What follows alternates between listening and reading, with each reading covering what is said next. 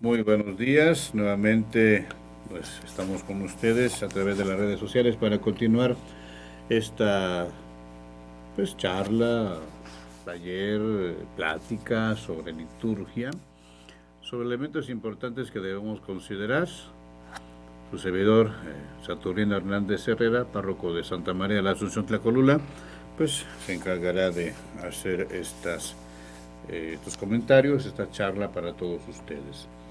Hemos dicho cómo el hombre es un ser simbólico, el hombre es un ser ritual también, que busca formas para expresar lo que siente, ¿sí? Que a través de gestos, símbolos, hace presente una realidad y no solamente lo que se ve, sino lo que el significado profundo que una realidad puede contener. Fíjense que al, no solamente lo que se ve, lo que se toca, lo que se mide, es lo existente. Y la realidad no se percibe solamente con los ojos del científico, sino que también la realidad se percibe pues a través de otras formas, a través de la sensibilidad del poeta, del artista. A veces me impresiona ver, escuchar algunas canciones hechas con arte, ¿verdad? Que utilizan lenguaje simbólico y la creatividad es realmente hermosa porque hace que uno entienda todavía un significado mayor que las simples palabras dicen, un significado profundo que encierran y que guardan detrás también las palabras. Por eso la realidad no solamente puede ser vista desde el punto de vista científico, sería muy empobrecedor ver la realidad desde esa perspectiva.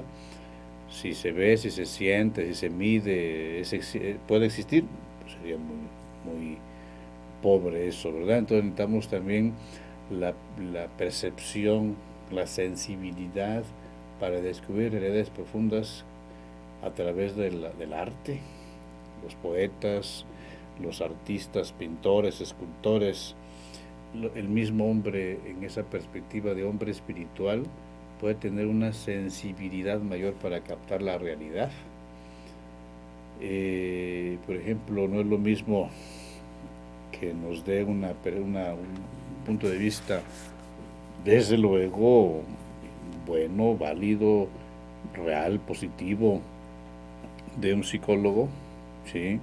Sobre el ser, qué hacer del hombre, sobre su dimensión, pues, llamémosle así, espiritual, ¿no? De las emociones, a que nos lo dé también una persona mística, una persona de oración, una persona que vive profundamente en el misterio de Dios a través de la oración, a través de la vida del espíritu, como comúnmente se dice. Las dos posturas son buenas, la del psicólogo, la del místico, pero yo digo no solamente por mi ser cristiano, sino más bien como el místico nos ayuda a penetrar más todavía, ver a la persona desde la perspectiva de Dios, no solamente como un ser vivo, sino también como un ser espiritual. Entonces, enriquece todavía esa dimensión sobre la vida humana, ¿sí? Nos ayuda a tener una percepción mayor de la realidad, no solamente lo que dice la ciencia, sino también lo que dicen, en este caso, el hombre espiritual. Por eso, fíjese cómo tenemos que abarcar todos esos aspectos de nuestra vida para poder entender mejor las cosas. Y entonces la liturgia también tiene esa finalidad, a través de los elementos simbólicos, introducirnos en una vida espiritual en el misterio de Dios. Esa sería la palabra. Introducirnos en el misterio de Dios. Porque la liturgia no busca tanto, sí, los da, desde luego, y es importante, ¿verdad? Nos da conceptos sobre lo que estamos celebrando. Pero la finalidad de la liturgia, sobre todo, es llevarnos a una experiencia. de encuentro con Dios, a través de las realidades simbólicas. Digo experiencia porque la vida cristiana es eso, experiencia del encuentro con Cristo, lo que Cristo provoca en nosotros, la respuesta que sale de nosotros como una manera de manifestar nuestra aceptación o no también del misterio de Cristo en nuestra vida.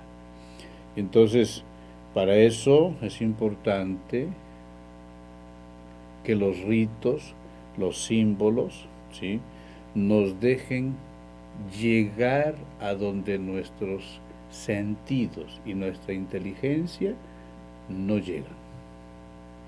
¿Sí? Lo simbólico nos lleva al sentido profundo de la realidad.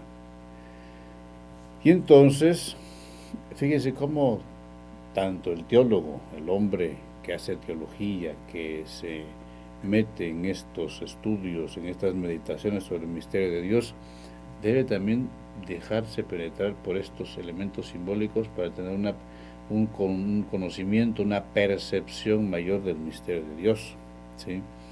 Y entonces, como nosotros también, los adultos, tenemos que dejarnos también guiar por estos elementos simbólicos, así como los niños, ¿verdad?, que no se cohíben, se ríen, se divierten sanamente, incluso a veces cuando nosotros tenemos alguna experiencia de juego, a veces nos reímos como niños, ¿no? Hay que decir, que nos dejamos llevar por ese ambiente que nos hace disfrutar lo que hacemos. Bueno, ahí también tenemos que dejarnos llevar por lo simbólico de una celebración, en este caso de la liturgia, ¿sí?, porque todo lo simbólico nos lleva a una realidad más profunda, pero necesitamos dejarnos conducir, ¿sí?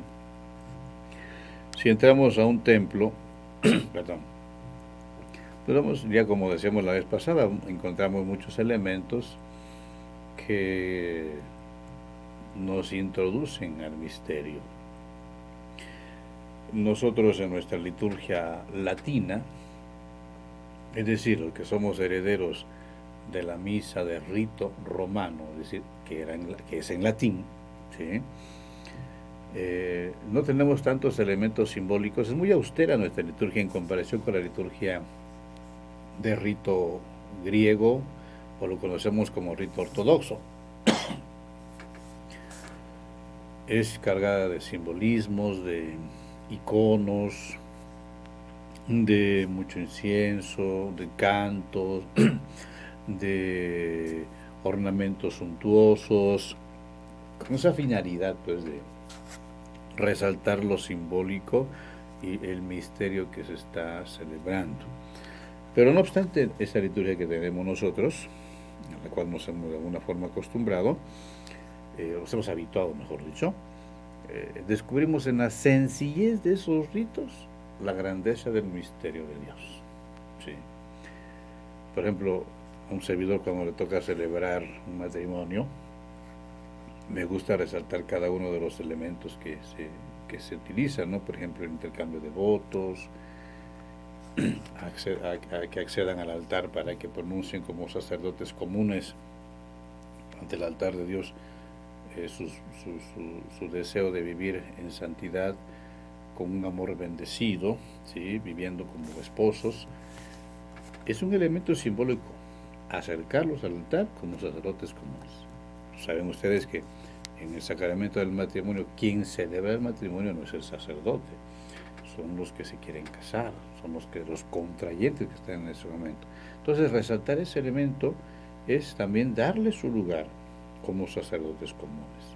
Y luego, pues, me gusta resaltar, por ejemplo, cuando es la bendición nupcial, nuevamente movernos hacia el frente del altar para que escuchen, ¿sí?, lo que la Iglesia pide con aquellos que han contraído matrimonio a través del intercambio ellos mismos de lazo, donde ellos expresan su deseo de vivir en unidad, ¿sí? Fíjense esos elementos sencillos, pero muy expresivos, ¿sí?, si les vamos tomando sentido, si estamos en esa actitud también de contemplación, porque eso es muy importante. Fíjense que a veces por estar atendiendo más en las capturas del celular, o estar más en tomar las fotos, no disfrutamos del momento. Porque todo el mundo saca el celular y está ahí queriendo filmar o tomar fotografías y no vive en el momento. Entonces, hemos perdido esa capacidad de asombro, ¿sí?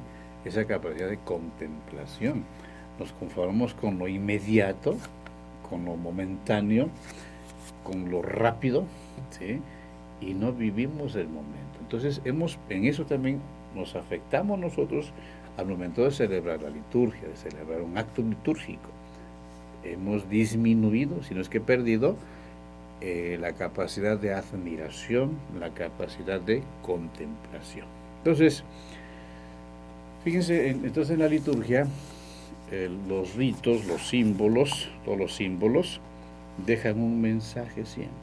A través del signo que utilizamos, estamos expresando. Por ejemplo, cuando un joven enamorado le entrega a su novia un ramo de flores, no son simplemente objetos, sino simplemente son unas flores bonitas, sino a través de ese signo va un significado.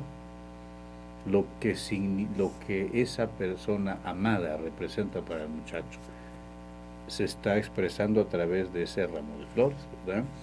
Un aspecto que manifiesta cariño, delicadeza, amor. Aunque le dice que la quiere mucho, todos los días si es posible, pero el hecho de entregarle un símbolo, en este caso un ramo de flores, le está expresando más todavía ese cariño, ese amor, ese afecto que le tiene. Entonces, la palabra dice, pero el signo expresa más que la palabra todavía, ¿sí? Un te quiero suena bonito, se siente bien escucharlo, decirlo, pero ese signo en algunas ocasiones solo hasta lágrimas hay de la emoción, de la alegría, de la admiración por eso que se ha expresado a través de un signo. Fíjese la dimensión, ¿eh? No es lo mismo decir un te quiero diario a entregar un signo que exprese ese te quiero, o ese te amo, pero a través de algo que llama más la atención, que tiene un significado profundo, ¿verdad? Es más elocuente y es más profundo el signo que la palabra. Sí.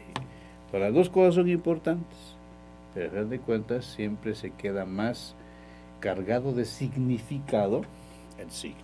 Es muy importante eso, ¿no? Y entonces el símbolo, en este caso, vamos a decirlo así, es el sacramento, y la acción simbólica es lo que produce en mí ese signo. Por ejemplo, cuando yo comulgo, no solamente estoy recibiendo, primero físicamente hablando, un pan así, sino que en el contexto celebrativo, esa palabra tiene una carga simbólica juntamente con el signo, el pan, donde se hace presente la realidad del cuerpo de Cristo. Y entonces, cuando comulgo, no solamente recibo algo físico, sino también el significado de eso, que es la presencia viva de Jesús, ¿sí? Que a través de la palabra también se ha hecho presente, y de todo el contexto celebrativo, ritual, ¿sí? Y entonces se da una palabra curiosa, una teurgia, ¿sí? Así como existe la palabra metalurgia, unión del metal, ¿verdad? O de unión de metales.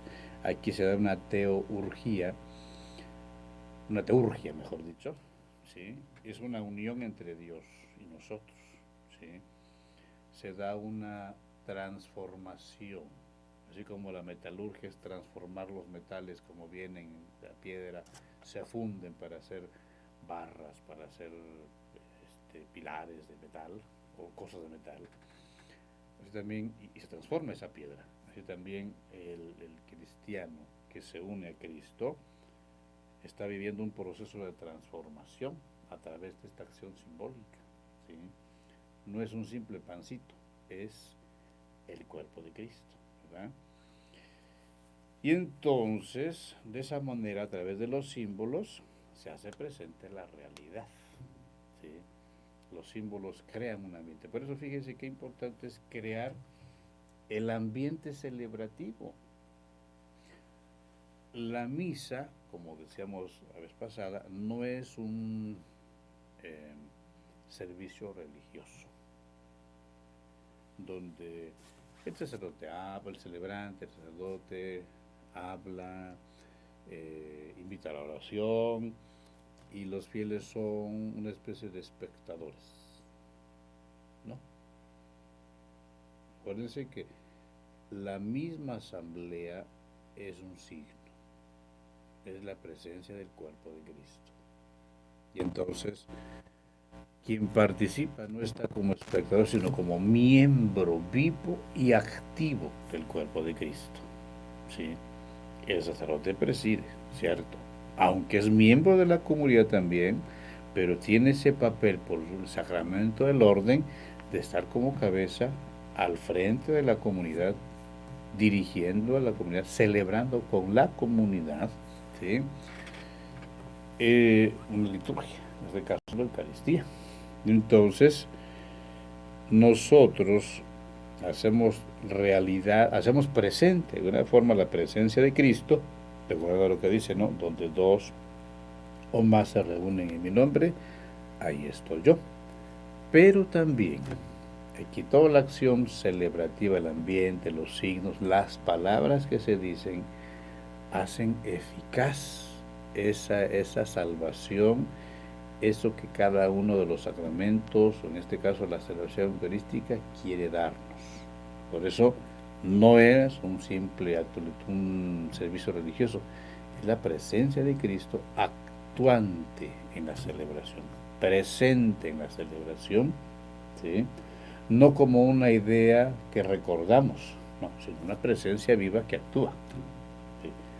Por eso no podemos nosotros reducir nuestra presencia o nuestra participación, mejor dicho, a una mera presencia.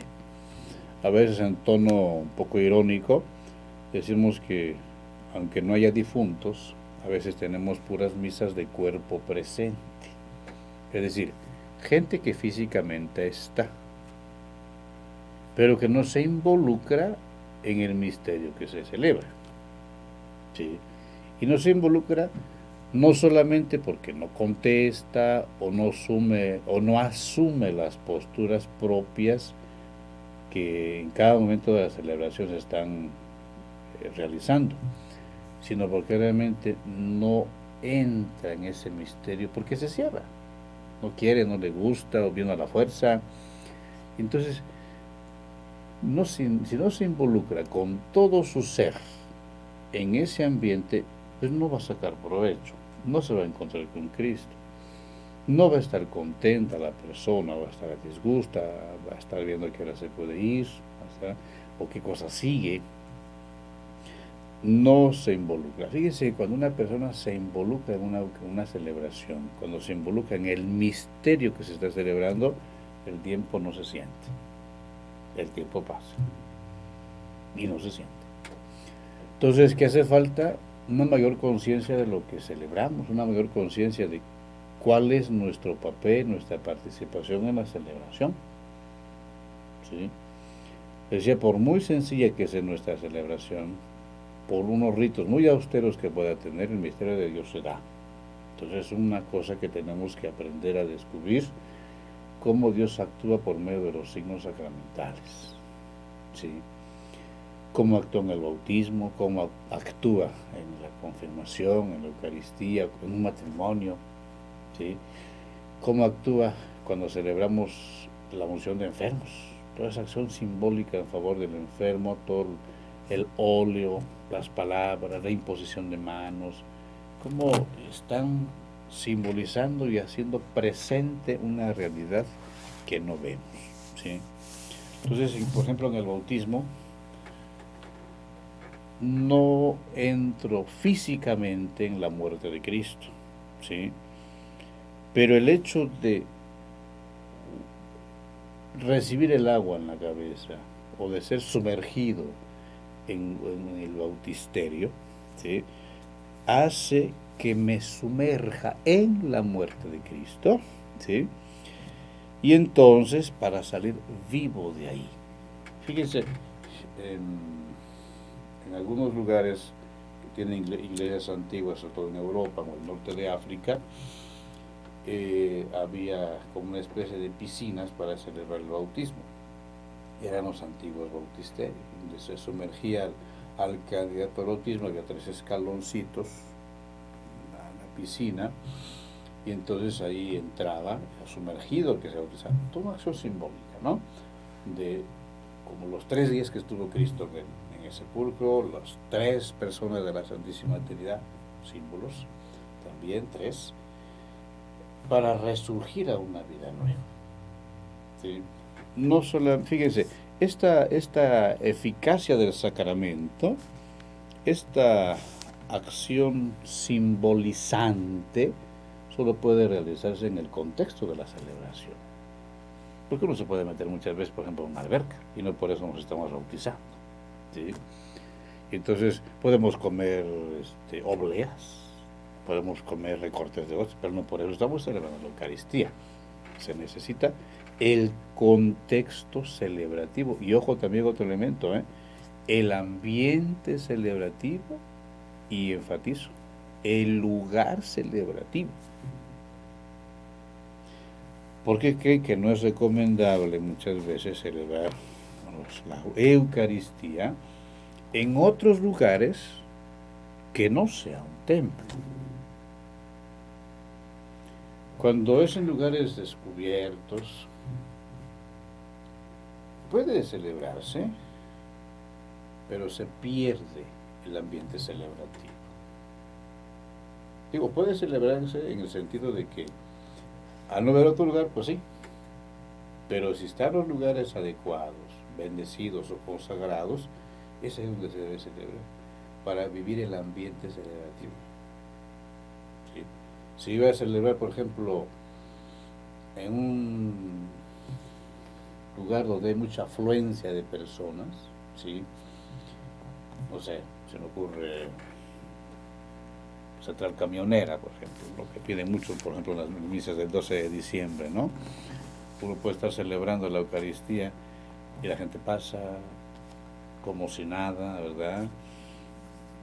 Algunos con respeto, por lo menos se signan, otros con indiferencia o como si no hubiera nada. O sea, todo eso desfavorece el ambiente celebrativo, porque no crea el ambiente de encuentro con el misterio. Las antiguas catedrales góticas, por ejemplo, ¿sí?, que enormes, altas, con unos vitrales preciosos que favorecían la entrada de la luz, pero era una luz baja, ¿verdad?, para que en medio de la poca luz se creara un encuentro de paz, de serenidad, para el encuentro con Cristo, el encuentro con el misterio. Si vamos un poquito más para atrás, las iglesias de estilo románico,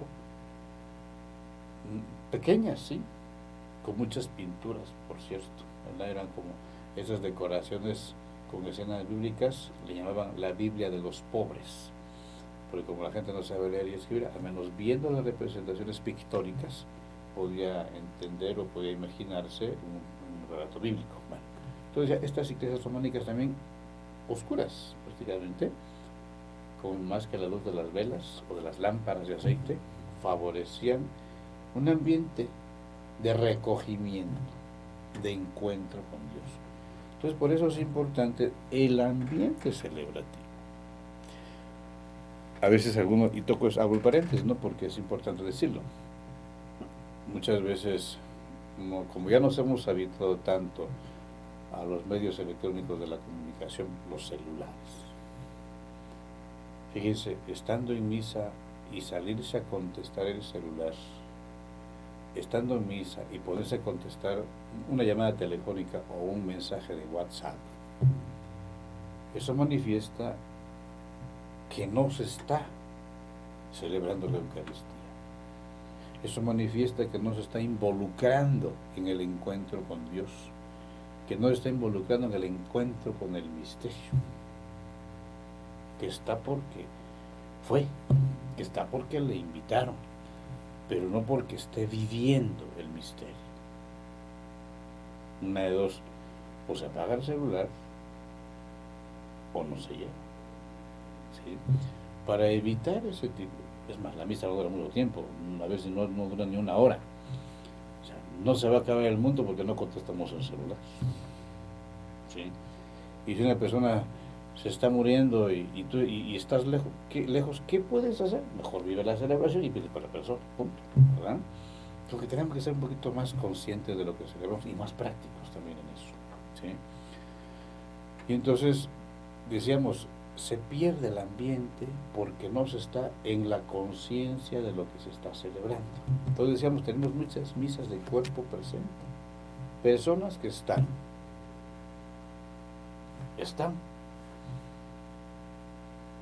pero no se involucran en la celebración del misterio.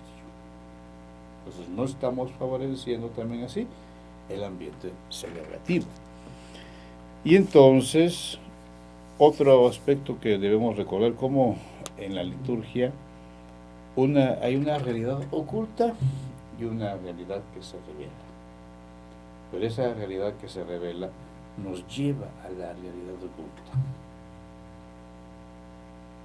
Y fíjense cómo decíamos, tenemos que ir creando ese ambiente, no solamente en la disposición personal, que es mucho lo que tenemos que hacer, sino también en la celebración externa, en los elementos externos. Por ejemplo, un coro. Un coro cuando prepara sus intervenciones, porque ojo, el coro es parte de la asamblea. El coro no es un elemento decorativo, extra, simple animación, no. El coro es un servicio para la liturgia. Entonces, ¿cómo tiene que preparar sus cantos de manera que lo que se está celebrando, y más aún en base a las lecturas del día, cómo puede hacer que el ambiente sea apropiado para celebrar la Eucaristía a través de los cantos?